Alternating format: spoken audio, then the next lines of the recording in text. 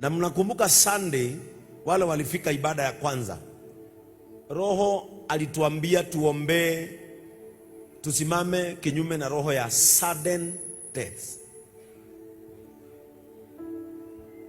Na kwa hivyo siku ya mazishi nimepeana, tutampumzisha on Friday pale Juja Farm.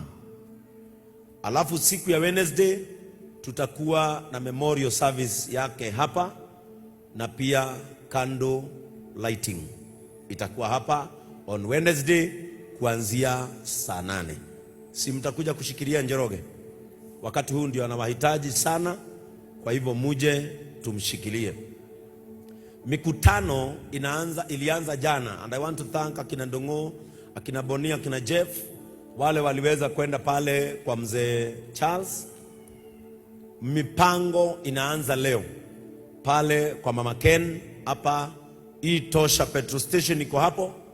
Kwa hiyo hoteli yetu The Garage Hotel, hapo ndio tutakuwa kuanzia leo, tuweze kutengeneza budget ya mazishi.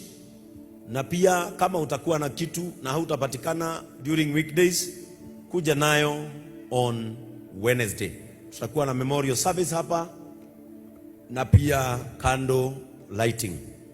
Kwa hivyo ninawaomba tena tusaidiane, tushikilie Njoroge wakati huu anatuhitaji, naye tumuombe Mungu ampanguze machozi, nao moyo wa Magi upumzike heri. Semeni amen. Kwa hivyo hiyo nimetangaza kwa sababu lazima ningeitangaza.